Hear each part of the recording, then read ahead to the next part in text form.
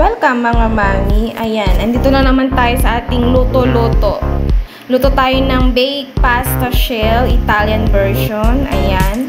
Kita nyo, nagpakuluto na ako ng tubig. Lagay ng konting asin, guys. Lagay ko na yung pasta shell. Yung pasta shell, hindi ko alam kung may nabibili dito sa Pinas. Kasi bumili kami niya nung nagpakasyon kami sa Australia. Ayan. Pagka naluto nyo na, guys, ilagyan na natin siya ng stuffing. Ang nilagay ko dyan yung niluto kung nakaraan na sauce. Naging ragu na siya kasi pure meat na yung inside niya.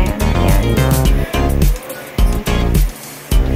Pagkatapos niyan, lagyan nyo siya ng cheese. Ang gamit ko dyan ay pecorino cheese. Pwede din namang parmesan cheese. Depende sa bet nyo, mga mami.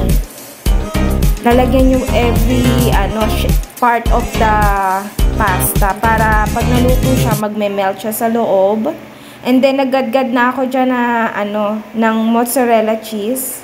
Yan. Yung mozzarella ko, talagang naka-prepared na siya sa Ziploc para easy to use. Pagkatapos niyan, yan, ready to bake na. Yan. Thank you for watching! Now it's ready to dig in.